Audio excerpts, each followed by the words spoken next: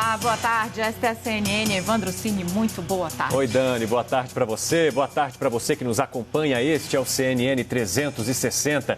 A gente diz que é o jornal mais vivo da televisão. Nós vamos juntos até às 6h30 da noite. E já começamos com uma notícia exclusiva, né, Dani? É isso, Evandro. Olha só, relatório produzido pelo Ministério da Cidadania e obtido aqui pela CNN por mim mostra que um cruzamento da base de dados do Ministério da Defesa com o cadastro do governo federal revela que 37.298 militares receberam a primeira parcela do auxílio emergencial criado para socorrer trabalhadores informais e que perderam o emprego ou renda por conta da pandemia do novo coronavírus. Agora, Daniel, uma indicação do que aconteceu com a segunda parcela desse benefício? Assim, Evandro, esse documento também revela que esse mesmo cruzamento apontou que pouco mais de 14 mil militares conseguiram ainda sacar a segunda parcela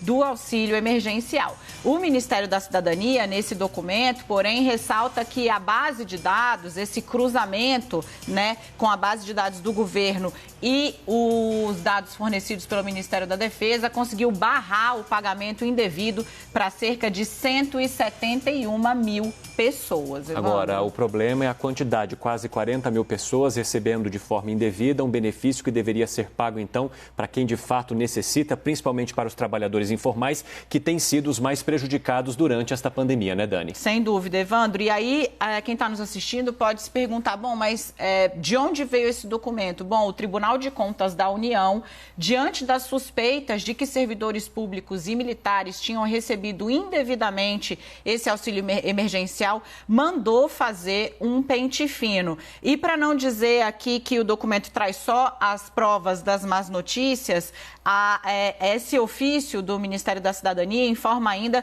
que foi desenvolvido pelo governo um sistema na internet para que quem recebeu indevidamente o auxílio emergencial possa ressarcir, ou seja, devolver o dinheiro para a União. E informa ainda que com essa base de dados feita, está bloqueado pagamentos subsequentes. Agora, Evandro, duas coisas que eu queria chamar a atenção aqui.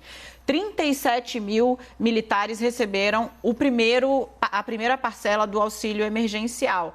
Quando a gente começa a falar desse assunto, a segunda parcela ainda não tinha sido liberada e ainda assim 14 mil CPFs de militares conseguiram sacar a segunda parcela do auxílio emergencial, que tem muita gente que, como o Evandro destacou, ainda não conseguiu receber. E isso aqui também dá para a gente, Evandro, uma ideia do tamanho da fraude. Conseguiram barrar 171.160 pagamentos indevidos só com esse cruzamento de dados. As fraudes realmente foram muitas. Isso que é o ideal e o interessante do CNN 360, que essa apuração acontece enquanto o telejornal está no ar. Então, antes da gente preparar aqui para vocês, a Dani estava fazendo a apuração, recebeu o documento e já traz essas informações exclusivas aqui ao vivo. Agora, Dani, são provavelmente pessoas que tenham se cadastrado, que não deveriam ter recebido, mas que de fato tiveram esse dinheiro depositado em suas contas. Isso, que o dinheiro foi depositado, é reconhecido, inclusive, pelo próprio governo nesse ofício, que eu vou, inclusive, encaminhar para a nossa produção, porque o que o Evandro falou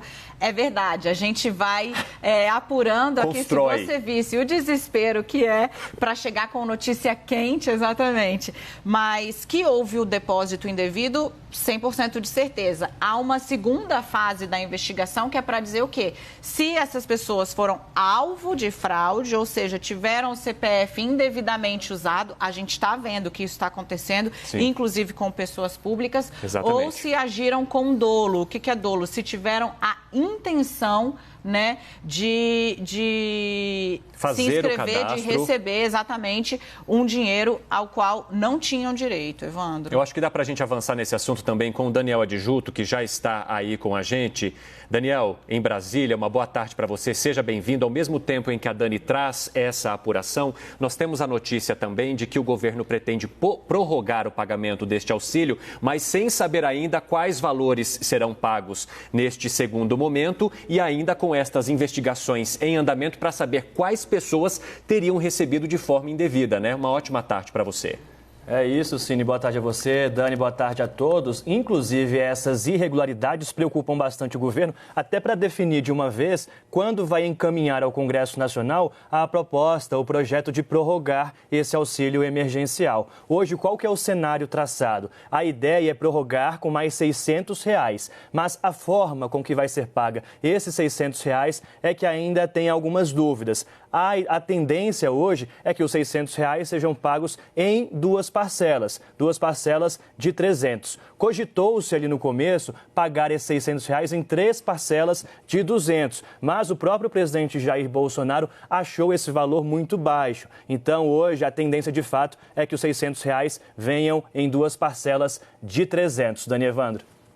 Perfeito. Dani Adjuto, vamos continuar conversando um pouquinho, Dani, a respeito dos impactos políticos aí, dessa prorrogação, porque algumas pesquisas, Evandro, mostraram que o fato de o governo ter conseguido entregar para um grande número de pessoas as primeiras parcelas desse auxílio emergencial acabou catapultando ali a avaliação do presidente Jair Bolsonaro entre aquela fatia da sociedade que é menos favorecida, entre os mais pobres.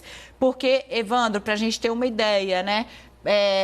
Quem recebe o Bolsa Família recebe, em média, R$170, R$200. Exatamente. Ou seja, R$600 do auxílio é 3 vezes a renda que muitas vezes uma família estava acostumada a contar. Há, portanto, também, né, Dani Adjuto, não sei se suas apurações, suas conversas corroboram isso, um cálculo político na manutenção, ainda que num valor menor, do auxílio emergencial por um período um pouco maior. Além de, claro, ser absolutamente necessário, porque os efeitos da pandemia para a economia são devastadores, a gente já está vendo.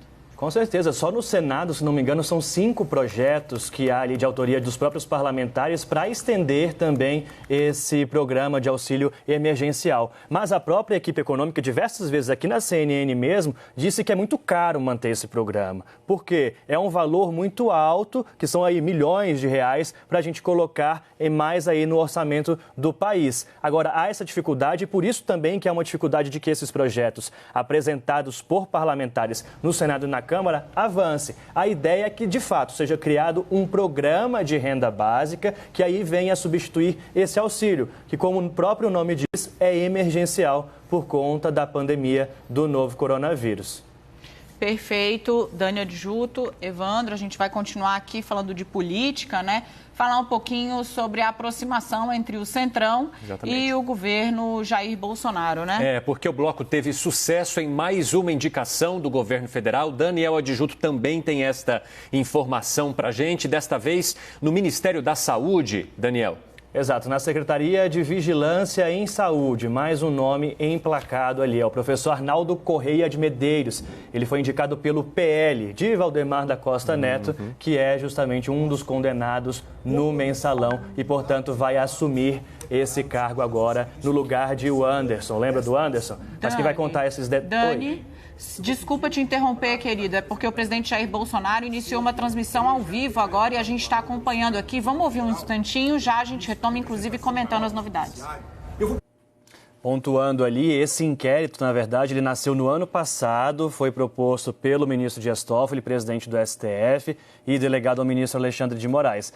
Os depoimentos de Joyce Hasselmann, Nereu Crispim e também Alexandre Frota vieram depois que as investigações avançaram, e aí sim, esses depoimentos embasaram aquelas operações, os mandados de busca e apreensão contra aliados do presidente. Mas esse inquérito é anterior a esses depoimentos.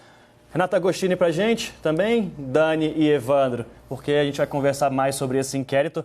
Agora há pouco o ministro Gilmar Mendes conversou aqui com a gente e falou que não acredita que esse inquérito deva ser interrompido, Renata. E a apuração que a gente já mostrava era nesse sentido também, né?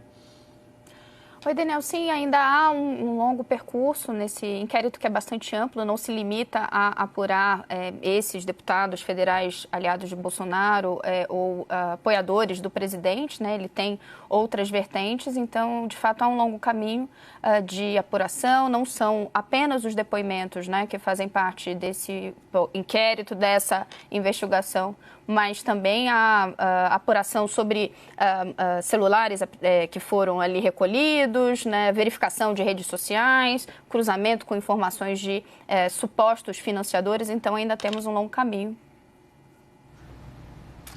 Oi, Rê. Não, na verdade eu queria que você trouxesse as informações que a gente ainda não falou sobre acordo com os estados, mas não vai dar tempo. A gente tem 1 minuto e hoje eu tenho a obrigação de fazer um agradecimento público aqui ao Evandro Cini, que segurou essa barra, que é gostar do 360 ao meu lado desde esta semana e assume um desafio enorme, valoroso. Na próxima semana, a partir de segunda-feira, apresento Visão ao lado de Luciana Barreto.